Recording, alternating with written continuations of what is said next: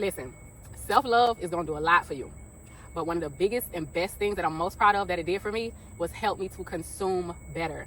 So what I consume when I eat, what I consume in terms of music, what I consume in terms of content, it helped me just be more aware. And specifically, I'm gonna talk about eating because that used to be the hardest one for me. As somebody who used to be an emotional eater, especially, that used to be the hardest one for me to beat, I promise you.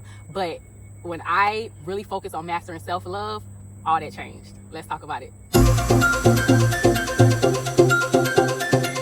What is up, QC fam? It is Queen Chef, author, healer. I'm a chef by trade, writer by gift, healer by nature. And on this channel, we talk about all things healing, but I specifically talk from a spiritual perspective in these 4 pillars, and they are energy alignment, self-love, purpose discovery, and addressing inner child wounds. So you'll find videos here under those umbrellas, under the entire umbrella of healing. Sometimes you'll also find channeled messages and meditations when I feel called to do those. So at the moment, what I'm talking about is when it came to really mastering self-love, that is how I finally beat that emotional eating energy. I had it bad, real bad, y'all. I'm gonna talk specifically to eating and drinking, but it kind of helped me deal with everything, because this is what the self-love did. The self-love put me in a place where I started to really care for myself so much and care for how I was gonna feel, what the food was gonna do to me, that making those choices to eat better are so much easier now. Like, I know sometimes you can listen to these videos and it just feel like a crock of bull. I know, because I used to sit back and listen to them and probably have a thing of ice cream right in front of me, like while I'm feeling bad or doing whatever I'm doing, and listening to somebody try to motivate me to eat better or go work out, and I'd be sitting right there with my ice cream or my cake or whatever I was into. Like, I wasn't heavy on sweets, but baby, I liked food. I still like food, okay? I love me some food. But what I will say is it also helped me to stop focusing so hard on perfection. Self-love is not about perfection. It's just about doing better, choosing better once you've mastered that true love of self. So I'm gonna back up a little bit and just I'm gonna try to shorten it up as much as I can, or put it in a nutshell. The self-love for me, what it looked like is, or the process of getting to it, what that looked like. First, I had to go back and relearn myself, get to know myself again. So as I'm spending time alone to get to know myself, like learning, going places by myself, doing things by myself, to learn what I like, to learn how I like to spend my time, to learn what are my preferences if I don't have anybody influencing them. What am I going to choose to do if I don't have anybody else to say, what do you want to do? Or what do you want to eat? Or what do you like? Or you know what I mean? Or what do you want to do next? So I started doing a lot of things alone. That was like step 1 for me. I got in that isolation period. That isolation time also put me in a very peaceful place. So I was able to really learn to achieve peace and really embrace it. And when that peace just became a part of me, then I knew I was ready for those next steps and next levels. So after I relearned myself, then there was a real deep process of healing and acceptance. You have to accept everything, the good, the bad, the ugly, the things you don't like about yourself, the things that people have tried to convince you need to change, your past, the past mistakes, the past things that have happened to you. Acceptance is a huge part of this self-love pillar. You gotta just, and that acceptance, I want to say is it can be painful. I won't say it can be painful, because when you get to that acceptance stage, that's the part where you're just in it and you just got to be there, and you just, like, everything come back to you and you just have to accept it. You have to accept the bad relationship decisions. You have to accept that you may not have chosen the best partner for your children or to have children with. You got to accept that your childhood maybe was shitty and you still kind of suffer from that. Like, you got to go back and you got to accept everything. And the good part is, once you've accepted it, now don't take acceptance as reliving. You don't have to sit there and like keep cycling it in your psyche. Like, you don't have to continue to keep running it through your mind over and over. You don't have to feel it over and over, but you do need to feel it to the extent that you can feel what happened, process what has happened, and then truly just accept it as what it is, for what it was, and it's in the past, it's done, and now we here, you know.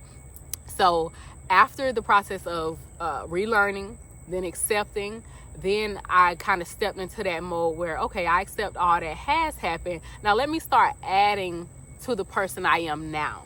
Let me start getting into that becoming phase. And as you start focusing on becoming who you want to be, then that's when we get in that freedom space. Like, it's like now, I recently just posted about this on my Facebook. Like, my quick stages, if I had to put it quickly, my stages of healing were peace, freedom, then true happiness. And that's where I am now. But the self-love is that pillar that helped me get through each phase. Because like I said, the self-love was relearning, accepting, then the forgiving. And as you forgive yourself, that goes with the acceptance. That kind of goes with that. Forgive yourself for all of that. You accept it, and then you kind of move forward. As you move forward, like I said, now you're starting to kind of get your groove, because now you're relearning. You're relearning not just who you are now without all the baggage of the hurt and the pain. Now you get to add on to become who you want to be. Now you get to decide, like, all that stuff you learned about yourself, now you get to kind of put that in practice. Oh, I like this, so I'm gonna do this for myself.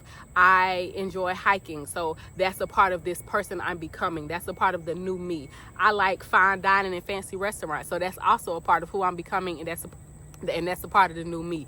So that third piece is kind of where you get to just walk into that new space. And again, like I said, that's where that freedom comes in, because now you don't have the weight of other people's opinions. You don't care about what other people think as much. And no matter, regardless of age, you just are free to exist in a way that you love, because you love the person you are. Because in that acceptance phase, you already dealt with the shame, you dealt with the guilt, you dealt with all of that. That's how you're able to accept it and move on from it, because you don't hold on to that no more. You're able to walk through the world, move through the world as like, this is who I am now, this is what we doing, and this is just what it is.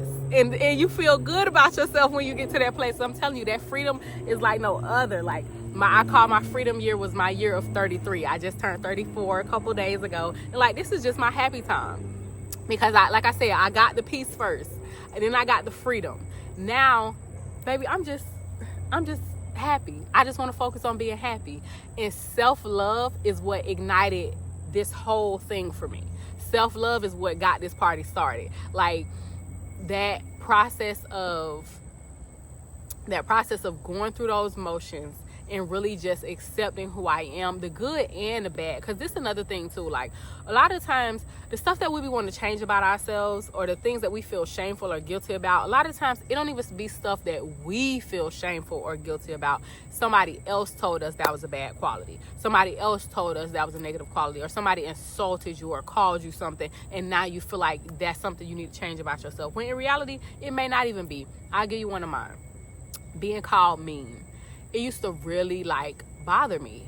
Now, I don't give a damn. I might be mean. Maybe it depends on who you ask. Depends on who you're talking to. Depends on what they did. Depends on the day. I might be. It depends on what was going on at the time. You know what I'm saying? So that's something to also consider. That is something to, it's something to look at when you think about like the things you want to change about yourself, the things that you like and don't like, these mosquitoes, the things that you love and don't love. You have to consider that, and you have to be able to do it without the care or consideration for other people's opinions, for what other people think, for what other people say. Like, you got to get to the place where you just like, fuck them people. That's just what it got to be. That's just what it got to be on certain parts of the healing journey. That's just what it got to be. Like, it's okay with being a compassionate person, a considerate person. Like, I am compassionate. I am considerate for the world. I want to help the world. I want to share my gifts. I want to share my wisdom, things I've learned. I want to see people improve. But also, depending on who you ask, I might have been a bitch. I don't know. I might have been mean to him. Who knows? It depends on the circumstances, because I also have zero tolerance for a lot of BS. So anyway, that's what that looks like in terms of, getting in touch with things you do and may not even need to change. What do you like about you? Accept it all. I accept that I am mean sometimes. Just depends. It just depends. So anyway, that's the part of that acceptance.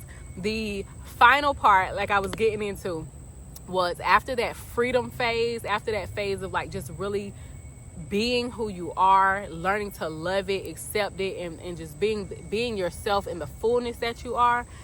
That final part of what I'm experiencing when it comes to the self-love journey, then it's just true and pure happiness and bliss. So now that's my spiel about the self-love, like the process of getting through the self-love pillar.